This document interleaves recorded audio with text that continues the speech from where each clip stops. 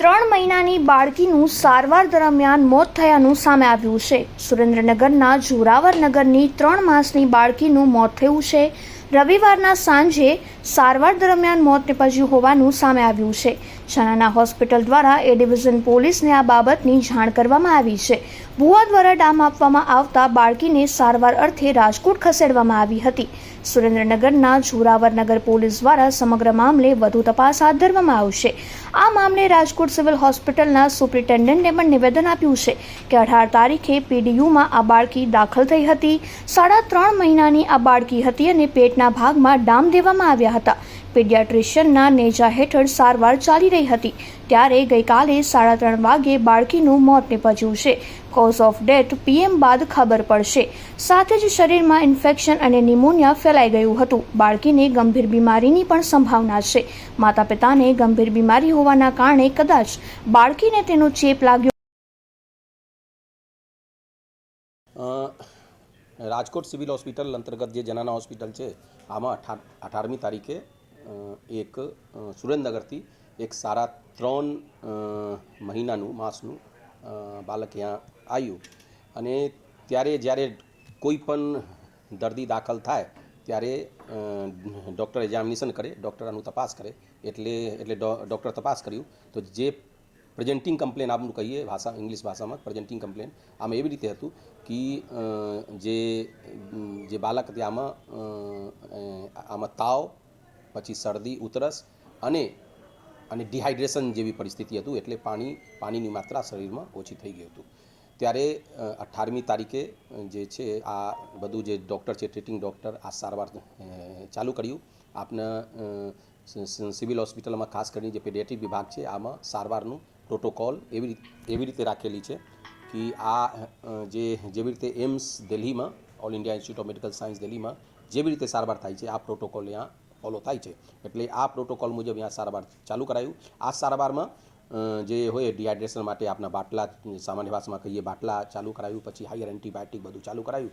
પણ દુર્ભાગ્યવશ in spite of all this treatment આ બધું સારવાર આપવા છતાં પણ ગઈકાલે 3:30માં આનું દુઃખદ મોત થઈ ગયું। જો જે આ તો જ્યારે કોઈ પણ દર્દી આવે ત્યારે ડૉક્ટરનું સારવાર પહેલાં આનું બધું ચીફ કમ્પ્લેન સાથે આનું એક્ઝામિનેશન કરવાનું હોય અને એક્ઝામિનેશનમાં એવી રીતે ટ્રીટિંગ ડૉક્ટર જોયું કે પેટનું જે આપણું પેટનું નીચલો ભાગ છે આમાં 2-3 ડામનું લક્ષણો હતું, ડામ જોવા મળ્યું। પણ જે આનું કારણ છે કોઝ ઓફ ડેથ છે, કોઝ ઓફ ડેથ આનું એક એમએલસી કેસ થઈ ગયું એટલે એક્ઝેક્ટ કોઝ ઓફ મૃત્યુનું કારણ જે છે આ તો પીએમ થાય પછી ખબર પડશે।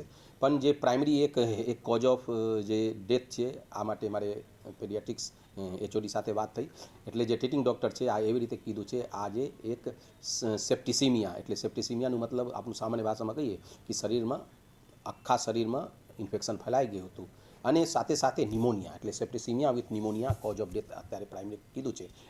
નિમોનિયાનું મતલબ એવું થયું કે જે લંગ્સ છે આમાં લંગ્સ નીચેનું લંગ્સ સુધી આખા લંગ્સમાં ઇન્ફેક્શન ફેલાઈ ગયું હતું એટલે ઇન્ફેક્શન લંગ્સ અને આખા શરીરમાં જે ફેલાયું આનું કારણ પ્રાઇમરી કોઝ ઓફ ડેથ આવ્યું છે।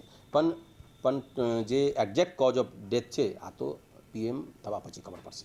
ખાસ તો જે માતા પિતાની ગંભીર બીમારી હતી, કઈ પ્રકારની બીમારી હતી અને એ બીમારીના કારણે આ મૃત્યુ થયું હોય કે કેમ? જે માતા પિતા હતું આનું જ્યારે કોઈ ડૉક્ટર તપાસ કરતા હોય ત્યારે આનું હિસ્ટ્રી પણ પૂછતા હોય। હિસ્ટ્રીનું મતલબ એ થયું કે તમારા પેરેન્ટ્સમાં શું છે, કેવી રીતે છે એટલે પેરેન્ટ્સ એવી રીતે કીધું કે મને ગંભીર બીમારી છે અને આ ગંભીર બીમારી બંને માતા અને પિતા બંને કીધું કે મને છે એટલે ડૉક્ટરનું ફરજમાં આવે કે જે આનું સંતાન છે આનું પણ આ માટે ઇન્વેસ્ટિગેશન કરાવે એટલે આ માટે ઇન્વેસ્ટિગેશન માટે મોકલી દીધું છે અને ઇન્વેસ્ટિગેશન રિપોર્ટ હજી સુધી આવ્યું નથી ત્યાં સુધી દુઃખદ મોત થઈ ગયું છે। હું જનતાને વિનમ્ર અપીલ કરું છું કે અત્યારે જે મેડિકલ સાયન્સ છે બહુ આગળ વધી ગયા છે। આપના પાસે કોઈ પણ એવું રોગ નથી, એવું પણ ડિઝીઝ નથી મેડિકલ હોય અથવા સર્જિકલ હોય જેનું સારવાર અશક્ય હોય।